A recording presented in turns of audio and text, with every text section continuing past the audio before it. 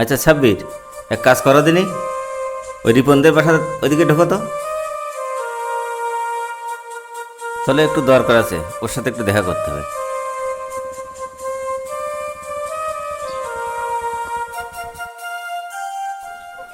এই রিপন, দোস্ত ভালো আছিস তুই? দাঁড়া আসছি। আরে হ্যাঁ, কি খবর তোর? দাঁড়া আসছি। দোস্ত ভালো আছিস? হ্যাঁ, আল্লাহ খুব ভালো রেখেছে। তো তুই কেমন আছিস? এই তো আল্লাহ রেখেছে মোটা। ভিতরে চ। না না, এখন ভিতরে যাচ্ছি না, তোর সাথে বিশেষ একটা কারণে দেখা করতে আসলাম। ভিতরে চ আগে। আরে আজকে খুব ব্যস্ত আছি। কে? ও, যে জন্য আসলাম তোর এখানে, সামনে তো ঈদ। হ্যাঁ, তা মনিকে কাপড় চোপড় কিনেছিস নাকি?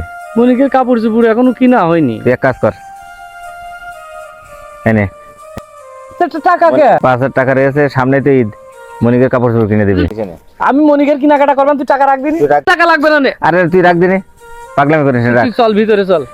এখন আমি আর ভিতরে যাচ্ছি না, আর এক সময় এসে তোর সাথে বসে আড্ডা দেবো। আরে না, ভিতরে যে দেখা কইস যা। না দোস্ত, তুই আজকে থাকে, আর একদিন এসে গল্প করবেন, ঠিক আছে? ঠিক আছে দোস্ত, চলে গেলাম, আমি খুব ব্যস্ত আছি দোস্ত। তুই তো আসিস শুনে কি করে না করে, আসে আর টাকা পয়সা দেয়।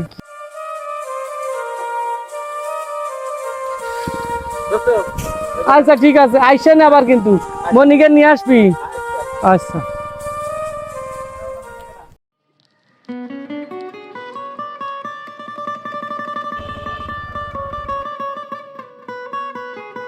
ছাব্বিশ ছাব্বিশ দাও দাও। কোনো সমস্যা?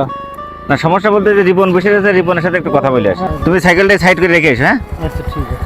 আচ্ছা ঠিক আছে।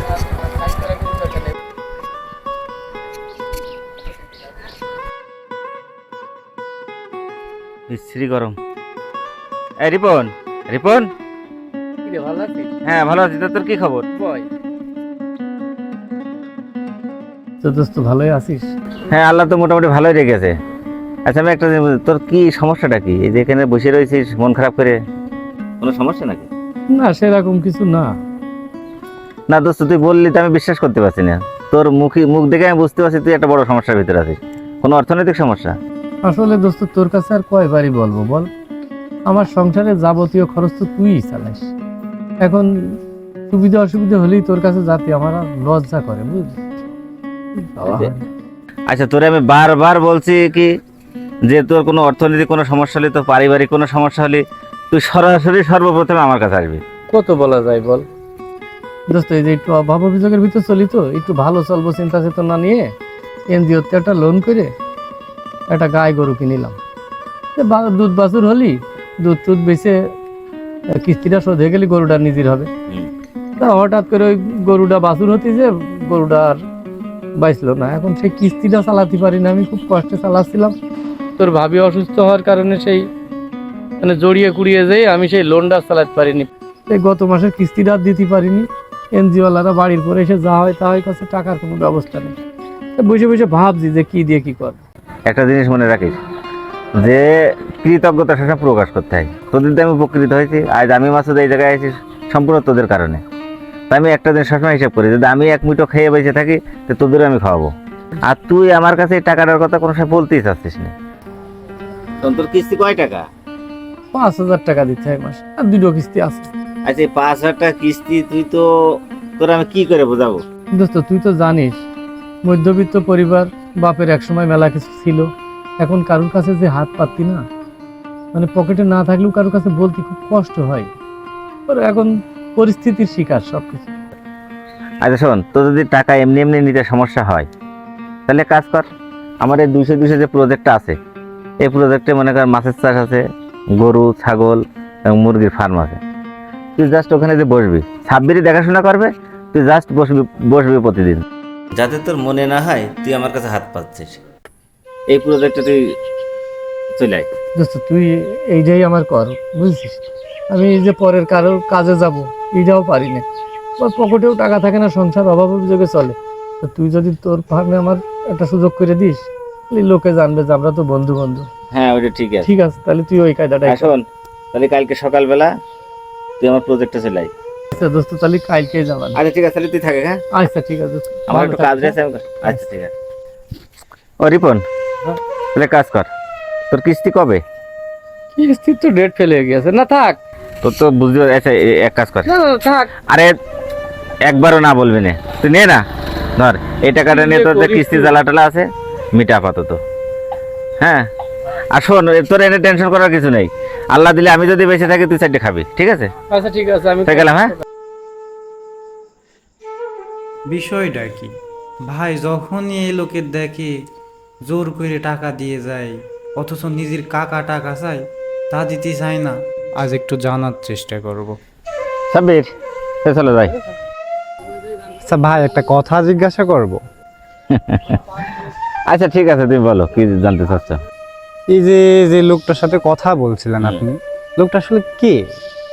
মানে আপনি তার দেখি টাকা পয়সা জোর করে দেন, আবার আপনার আপন চাচা যখন টাকা চাইতে আসে তারে তো আপনি টাকা পয়সা দিতে চান না। ইনি কে তাহলে শুনতে চাও? জি ভাই। আচ্ছা ঠিক আছে, তাহলে শোনো।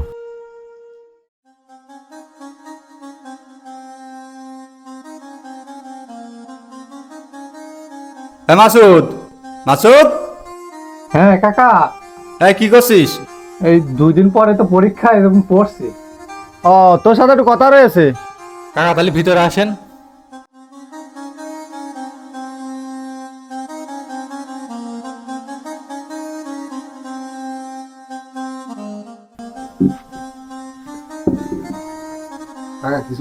হ্যাঁ বলবো বলেই তো আসলাম।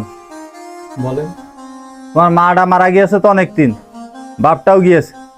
এখন আমরা যতদিন পারলাম তোমার দেখাশোনা করলাম, তোমার পড়ালেখার খরচ টরচ চালালাম। আমাদের আর কায়দা নেই যে তোমার এই লেখাপড়ার খরচ, তোমার খাওয়ান দাওয়ান খরচ চালাবো, ঠিক আছে? আমি যে আলামিনের গ্যারেজ ঠিক করে আসি, সেখানে কাজে যাও, যে তোমার খরচ তুমি চালাও, তুমি লেখাপড়া করবা, তোমার খাওয়া দাওয়া পোশাক আশাক এসব সব তোমার দেখাশোনা করতে হবে, ঠিক আছে? এসব আমাদের আর পারার কায়দা নেই। কাকা আব্বা তো মারা গিয়েছে সেদিন। কাকা অনেক কষ্ট তো অনেক করেছেন, বুঝেছেন? আর কয়টা দিন কষ্ট করেন, পরীক্ষাটা অন্তত দিন। না না, আমার আর পারার মতো নেই, আমি যে বন্ধু পারিছি করেছি, ঠিক আছে? এখন এই তোমার লেখাপড়া করবা না, তুমি খাওয়া দাওয়া করবা না, তোমার পোশাক আশাক করবা, সব খরচ তোমার বহন করতে হবে। এখন তুমি এটা যেভাবে পারো সেভাবে করো, আমার আর পারার মতো নেই, আমি গেলাম। কাকা না না, এসব আমি আর পারবো না। দেখেন,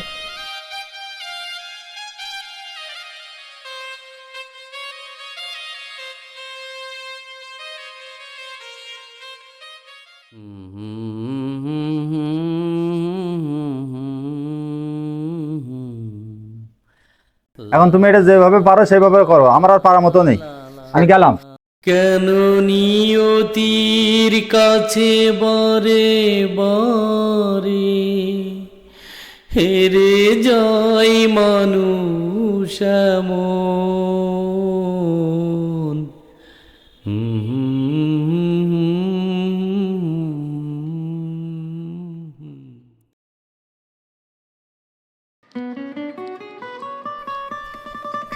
আরে দোস্ত মাসুদ, কি করছিস এখানে? আরে দোস্ত, কি আজকে মন খারাপ করে বসে রয়েছিস? বল, আজ 2-3 দিন কলেজেও যাস নে। তুই তো সবই জানিস বন্ধু, যে একটু কালে তো আমার মাটা মারা গিয়েছে। আব্বা এলো কিছুদিন আগে। আমার কাকা আজকে বলছে যে তোর পড়াশোনা আমরা করাতে পারবো না, যে তুই গ্যারেজে ঢোকা কাজে। আমার আর পড়াশোনা করা হইলো না। আমার পরীক্ষার আর কিছুদিন বাকি আছে, আমার তো পড়াশোনার খুব ইচ্ছা, তুই তো জানিস, যে দেখিস। বন্ধু, তুই তো ধরে আমাদের ক্লাসে সব চাইতে ভালো মেধা তোর, তুই সব চাইতে ভালো বন্ধু আমার। এই জন্য তোর পড়াশোনা সব খরচ খরচা আমার আব্বুর কাছে আমি নিয়ে দিবান। দোস্ত, তুই কোনো চিন্তা করিস না, আমি আমার আব্বুর কাছে বলি তোর পড়াশোনার সব খরচ আমার আব্বু দেবে না। বলছিস তো? হ্যাঁ, তুই কোনো টেনশন করিস না, আমি আজকে যেই বলছি। আমার বাসালি বন্ধু। কান্দিস না দোস্ত, তো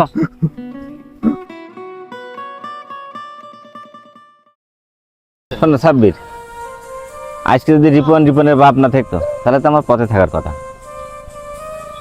রিপন তো ছিল নাকি, ওর বাপের অঢেল সম্পদ ছিল, অনেক প্রপার্টি ছিল, কিন্তু হঠাৎ করে বাপটা অসুস্থ হয়ে যাওয়ার পরে হয়তো অনেক সম্পত্তি সেটাই নষ্ট হয়ে তোর বাপকে সুস্থ করার জন্য।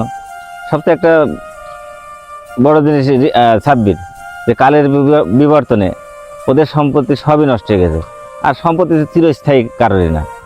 একদিন হয়তো রিপনদের ছিল, ওদের তা সেরে, কিন্তু আমার আছে। এখন আমার হয়েছে। আমি সবসময় চেষ্টা করি কি, যেহেতু ওরা আমার রাস্তার থেকে উঠে নিয়ে এসে এই জায়গায় নিয়ে আসছে, আজ কিন্তু ওদের কারণে আমি এই জায়গায়, সেই হিসেবে আমার কি করা উচিত বুঝতে পেরেছো? আমার গায়ের চামড়া কেটেও যদি দিই ওদের, তা তো ওদের ঋণ শোধ করা আমার দ্বারা সম্ভব না। তাই সবসময় চেষ্টা করি ওদের বিপদ আপদে নিজেই উদ্যোগে এগিয়ে যাওয়ার জন্য, বুঝতে পেরেছো? আর আমার কাকার কথা কি বলবো, সবই তো শুনলে, তাই না? এখন আমার এই কাকার জন্য কি করা উচিত? আচ্ছা ঠিক আছে, 26 চলো যাই।